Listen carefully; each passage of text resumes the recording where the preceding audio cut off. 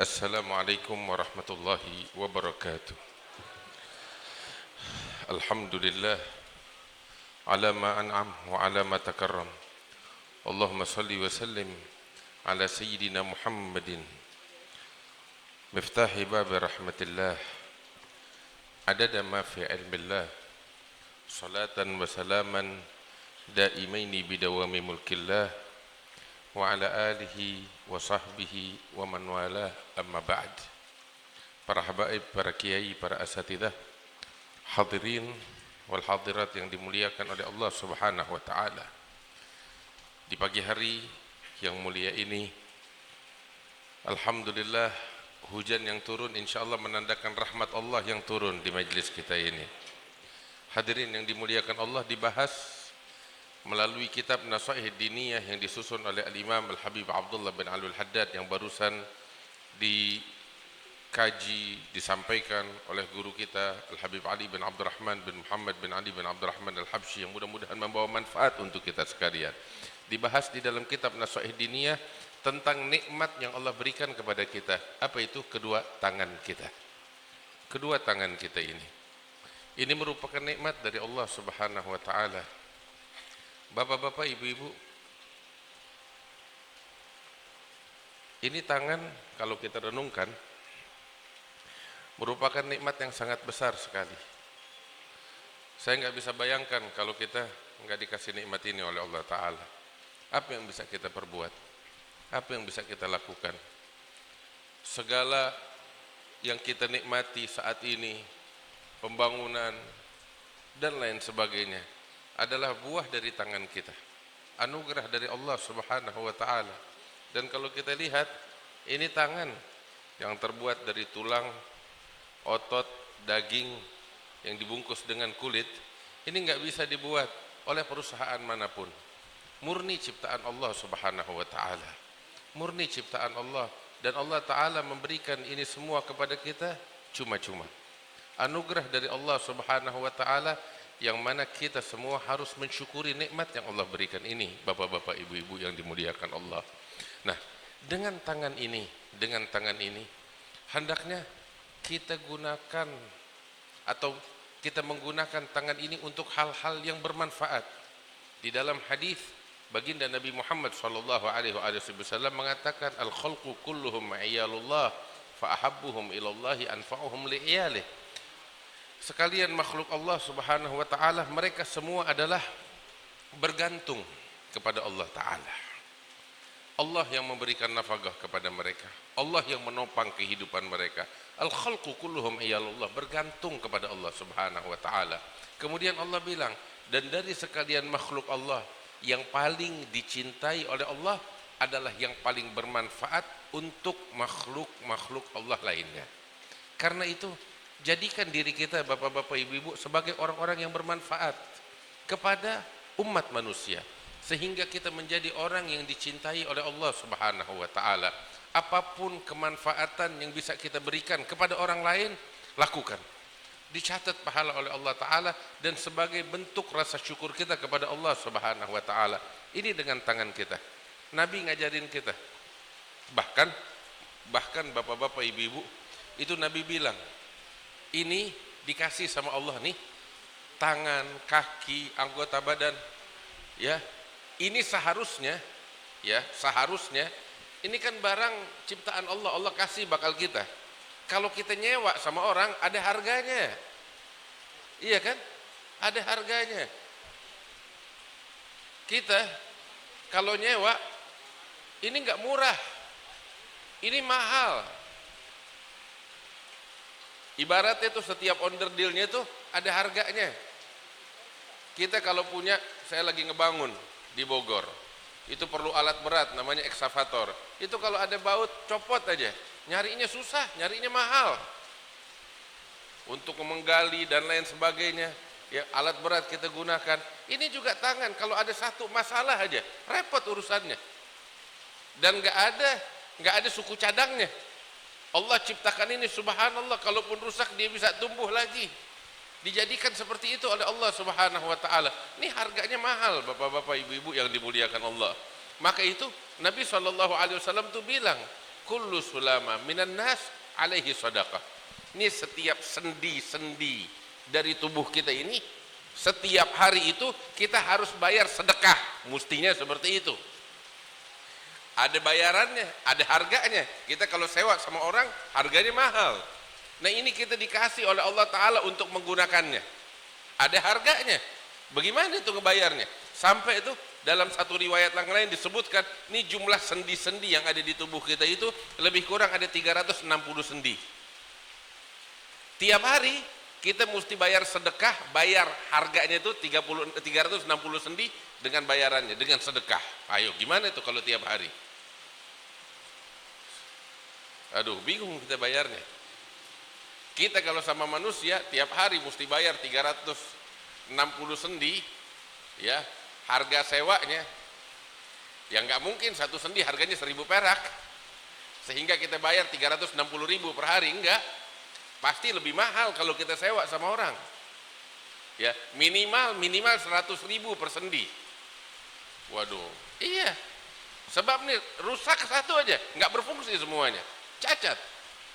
Nah, bagaimana sama Allah? Tapi lihat, Allah Subhanahu wa Ta'ala ridha, merasa cukup dari hambanya hanya dengan 2 rakaat di waktu duha untuk membayar nih sendi-sendi yang Allah kasih bakal kita. Nah kita bagaimana? Udah melakukan sholat duha belum pagi hari ini? Ya, bapak-bapak, ibu-ibu. 2 rakaat duha membayar ini semua. Terus, ya, Nabi ngajarin kita bantu orang dengan tangan kita nih. Kita ngelihat ada orang tua atau siapapun, hatta yang muda, ya, hatta yang muda, bawa bawaan berat, kita bantuin. Itu dicatat sedekah oleh Allah Subhanahu wa Ta'ala, pahala.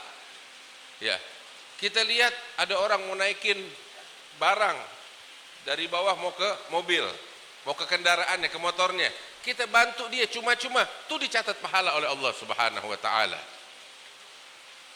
Ya, ada orang mau naik kendaraan susah payah, kita bantuin, itu dicatat pahala oleh Allah. Bahkan Nabi Muhammad bilang, kalimah thayyibah, ucapan yang baik pun dicatat pahala oleh Allah Subhanahu wa Ta'ala, dicatat sedekah oleh Allah Subhanahu wa Ta'ala. Makanya apa yang bisa kita bikin dari segala kebaikan. Apa manfaat yang kita bisa berikan kepada orang, kepada umat manusia, kita lakukan, dicatat pahala oleh Allah Subhanahu wa Ta'ala. Siapa yang tahu? Bisa jadi hal yang kita anggap sepele itu menjadi penyebab kita masuk ke dalam surganya Allah Subhanahu wa Ta'ala. Itu sampai di dalam hadis yang sahih, Nabi Muhammad SAW mengatakan, saya itu melihat seorang laki-laki lagi berguling-guling di dalam surga. Tahu gak artinya berguling-guling di surga? Dia lagi nikmatin, guling sini, guling situ, keliling. Udah dia nikmatin sampai diibaratkan sama Nabi, yataqallab fil jannah. Dia berguling-guling di surga. Saking dia bahagianya. Gara-gara apa dia dimasukin ke dalam surga? Gara-gara kotoran di jalan diangkat dia pinggirin. Kotoran di jalan diangkat dia pinggirin, dari situ Allah mengganjar dia surga yang penuh dengan kenikmatan. Masya Allah. Kita lihat di jalan ada kotoran, angkat. Ada sampah di jalan, teman-teman, bapak-bapak, ibu-ibu, lihat sampah, angkat, buang di tempatnya. Siapa yang tahu? Bisa jadi itu penyebab kita masuk ke dalam surga. Dan Nabi bilang loh, nah ini hadis nih yang saya bilang nih, tahu apa? Itu hadis yang cukup untuk memotivasi para petugas kebersihan. Iya, mereka para petugas kebersihan tuh insya Allah orang surga semuanya. Benar, Nabi Muhammad bilang, saya melihat nih, mereka ini lagi berguling-guling di surga. Karena apa? Membersihkan kotoran yang mereka lihat di jalan. Allahumma sholli alaihi wa ala alihi. Itu agama Islam. Kita bisa meraih keridhaan Allah Subhanahu wa Ta'ala dari berbagai cara. Turuguhu bi'adadil anfasi. Jalan menuju ridha Allah itu banyak banget. Salah satunya itu dia. Kita lihat kotoran di jalan, kita angkat. Ini pahala dan bentuk rasa syukur atas nikmat tangan yang Allah kasih bakal kita. Terus tahu apa? Nih tangan kita gunakan. Kan sekarang orang nih banyak kecanduan sama handphone. Ya udah deh. Kita mau ngomong apa? Tapi ini gunakan tangan kita nih dengan handphone kita hal-hal yang baik. Tulis nasihat, tulis ilmu. kita kasih ke orang lain, kita sebarkan orang lain. Biasain seperti itu, hal-hal yang baik. Jangan kotoran yang kita tulis dengan tangan kita. Jangan dengan hal-hal yang buruk kita tulis dengan tangan kita. Itu dikatakan yang haram untuk diucapkan, haram pula untuk dituliskan. Yang haram untuk diucapkan, jangan kita tuliskan. Dosanya sama, sebab lisan sama tangan fungsinya sama untuk menerjemahkan isi hati kita. Fungsinya sama. Karena itu, apa yang kita tuliskan dengan tangan kita, kita pikir dulu matang-matang. Jangan sembarangan. Jangan asal kita main tulis. Kejelekan orang lain, keburukan orang lain, jangan kita tuliskan. Biar yang kita tulis dengan tangan kita ini, hal-hal yang bermanfaat bakal orang lain. Bermanfaat bakal diri kita, bermanfaat bakal orang lain. Biasakan seperti itu. Itu dalam hadis diriwayatkan, man shalla alayya fi kitabin lam tazalil malaikah tastaghfir lahu madama ismi fi dzalikal kitab. Di dalam hadis Nabi SAW bilang, barang siapa yang bersalawat atasku di dalam suatu kitab. Ulama bilang dalam satu kitab artinya dia membaca salawat dalam satu kitab, atau dia menuliskan salawat di dalam bukunya. Dia nulis dengan tangannya sholawat ala Nabi SAW. Itu katanya Nabi, maka malaikat nggak henti-hentinya memohon pengampunan Allah untuk orang tersebut selama nama Nabi Muhammad masih ada di dalam buku dan kitab tersebut. Tuh lihat. Maka itu kita nih, kalau kita punya buku tulis, kitab tulis sholawat ala Nabi SAW, tuh pahalanya panjang tuh. Istighfar malaikat nggak berhenti.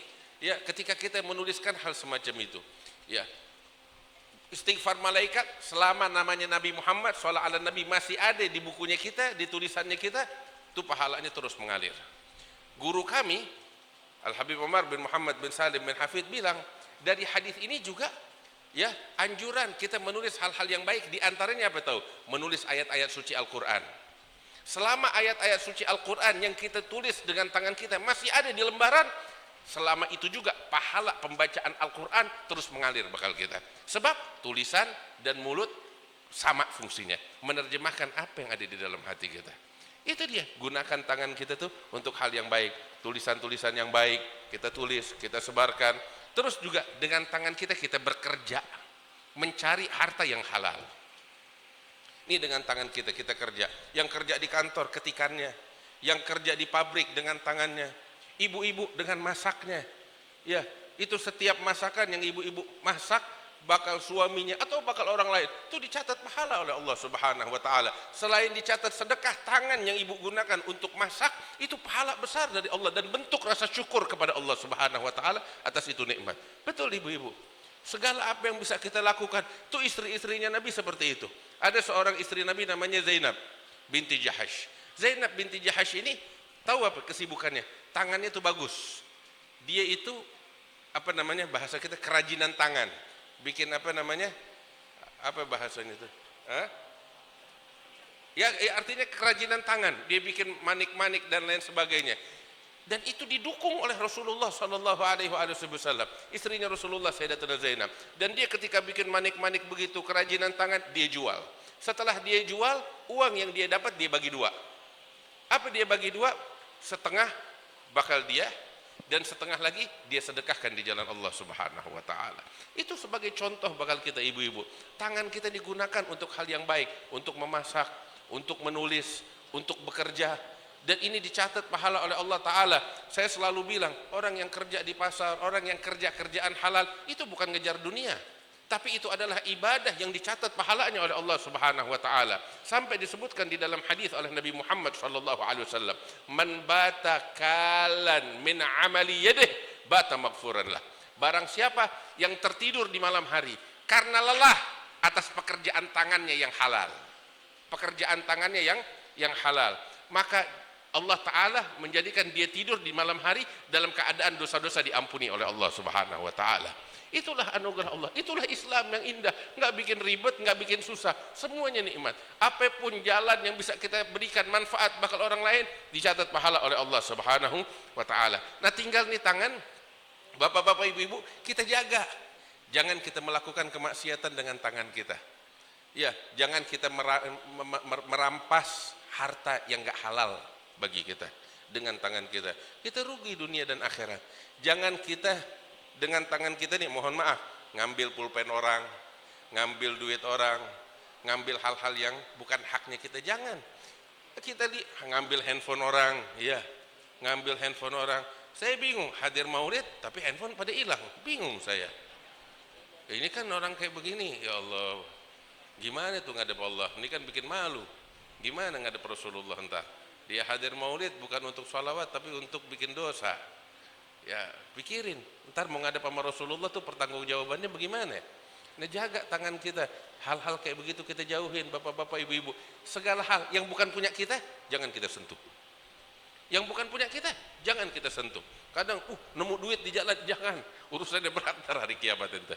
Benar, jangan. Selama bukan punya kita, tadi belum nemu kita hidup enak aja. Kenapa begitu nemu kita jadi kesetanan? Iya, jangan. Yang bukan punya kita jauhin. Kita cari aman, cari ridhonya Allah, insya Allah dikasih rezeki yang berkah oleh Allah Subhanahu wa ta'ala. Terus jangan nih, tangan nih jangan enteng, dikit-dikit nempeleng orang, iya, dikit-dikit mukul orang, jangan. Apalagi mohon maaf, apa bahasan itu, KDRT, tahu KDRT? Kekerasan dalam rumah tangga. Ini nggak benar kayak begini nih, ya, beraninya cuma nama perempuan, bikin malu, pengecut yang kayak begitu, ya, itu dilarang di dalam agama macam kayak begitu. Ya, jaga tangan kita, jangan kita mukul orang. Itu Nabi SAW sampai bilang, tahu gak manil muflis minkum, orang yang bangkrut kata Nabi di hari kiamat itu siapa? Kata Nabi Muhammad. Sahabat bilang, ya Rasulullah, orang bangkrut di antara kita yang modalnya habis, duitnya habis, segalanya habis. Ya, Nabi Muhammad bilang bukan itu. Tahu gak? Yang bangkrut di hari kiamat itu adalah orang yang datang di hari kiamat ngadep Allah dengan membawa pahala puasa, pahala sholat, pahala sodagah, pahala haji, pahala umrah, dan lain sebagainya. Terus Nabi bilang, tetapi waqad daraba hadza wa syatama hadza wa akhadha mala hadza. Kata Nabi, tetapi dia waktu hidup di dunia dia mukul orang, nempeleng orang, dia ngambil dengan tangannya harta orang, dia mencaci orang, dia mendolimi orang lain, dia merampas dan menjarah. Maka diambil tuh, ya, kejahatan-kejahatan yang dia lakukan, di mana dia ngedzalimin orang lain, ada dendanya. Diambil pahalanya dia, pahala sholatnya, zakatnya, puasanya, untuk membayar kezaliman yang selama ini, selama hidupnya dia lakukan. Sampai itu habis semua, sedangkan kezaliman belum selesai dibayar. Mau bayar pakai apa lagi?